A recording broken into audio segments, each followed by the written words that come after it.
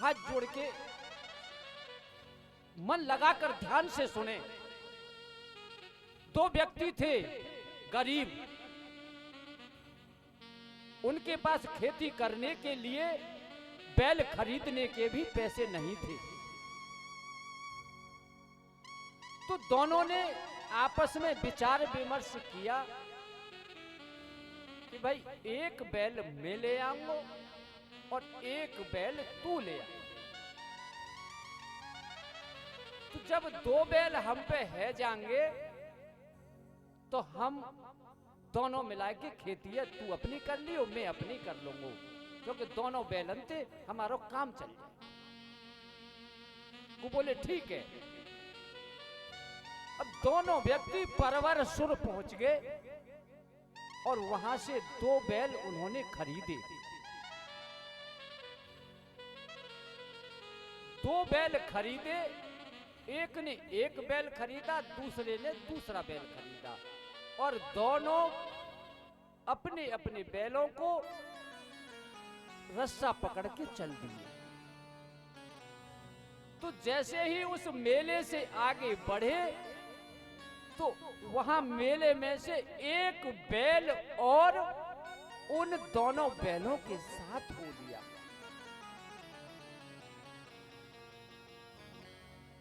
थोड़ी दूर चलते हुए उन्होंने देखा कि ये तीसरा बैल भी इनके साथ आ रहा है, तो उन्होंने लौटाने का प्रयास किया, लेकिन वह लौटा नहीं। दोनों अपने गांव के पास आ गए।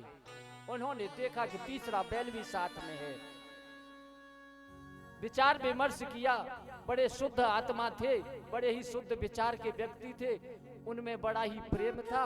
इसीलिए बोले कि भाई इसको कौन ले, मैं लूं या तुम लो। तो उन दोनों में फैसला हुआ कि भैया कोई मत ले, तू अपने लेके अपने घर जा और मैं अपने लेके अपने घर जाऊं, जाके के संग चलो जाए, वही को बैल है जाए।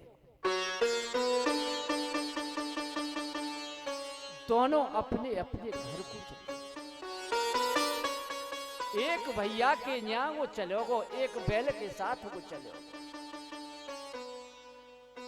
एक दिन राख्यो, दो दिन राख्यो, तीसरे दिन बोलो कि भाई मुंह पे तो इतनो न्यारू भी ना है, तो ही भुसु भी ना है, मैं या कुछ चारों कहां ते लाऊंगो, मैं तो पहले से ही गरीब हूं। तो उसने विचार किया कि मैं क्यों ना इस बैल को बेच दूं। उसने दो चार भाइयों से कहा कि भाई हम बैल बेच रहे हैं, ये हमारे फालतू है, हम यार राख ना पा रहे, हम पे चारों ना है तू याकू, हम यार इसीलिए बेच रहे हैं। तो एक व्यक्ति आया, उसने उस बैल को 15 रुपए में तय कर लिया। बोले भाई 15 रुपए में मैं इस बैल को दे दूंगा। तय हो गया। उसने 1-2 रुपए उसे शाही के दे दिए और बोला कल मैं ले जाऊंगा।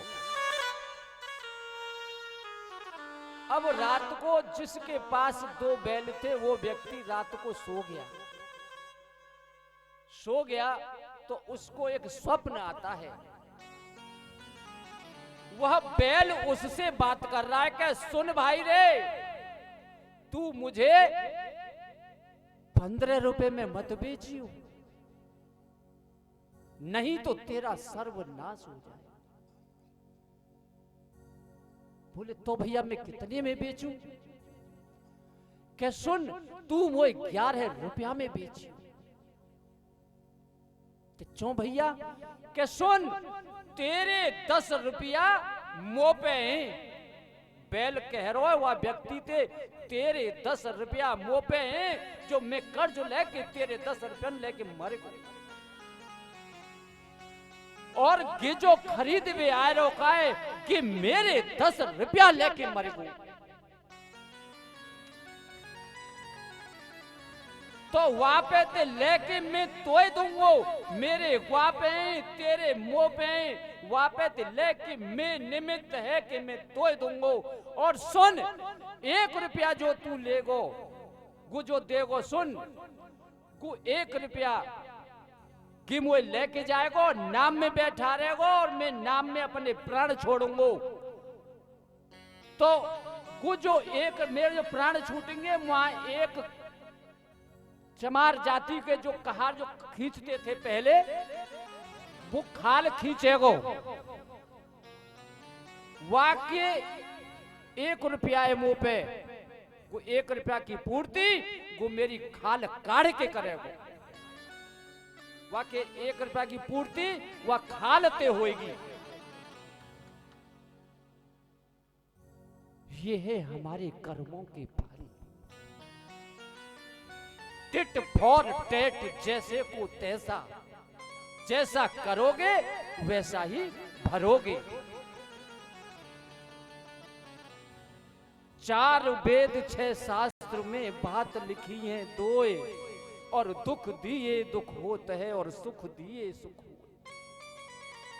हे राजन, तू क्या इस अभिमान में भरा हुआ है?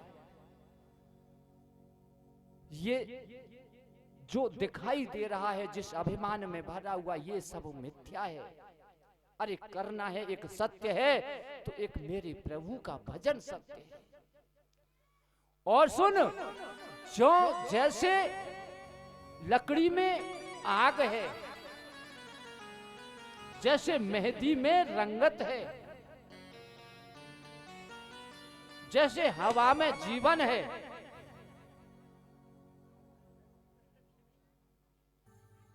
हवा में जीवन किसी ने देखा है?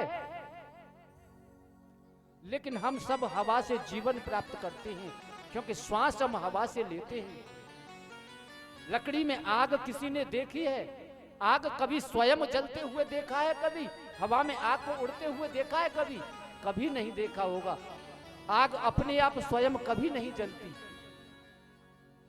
इसी प्रकार मेरे प्रभु का नाम है, कहां छिपा हुआ है? ये तेरे अंदर भी है और मेरे अंदर भी है। इस राम को पहचानो, अपने अंदर को पहचानो। ये सब मन, जो 5 ज्ञानेंद्रियां हैं, 5 कर्मेंद्रियां हैं, और इनकी जो लगाम है वो एक मेरा मन है। मन ही इनको चलायमान रखता है। इसीलिए मन की मारे बन गए और वन तज बस्ती माहे। ये जो मन है ना, इतना व्यथित होता है कि अब नहीं, क्योंकि हमारे परीक्षित जी का भी मन इस समय बड़ा व्यथित हो रहा है कि मन हर व्यक्ति का व्यथित होता है, हमारा भी होता है, आपका भी होता है। क्या करते हैं हम लोग?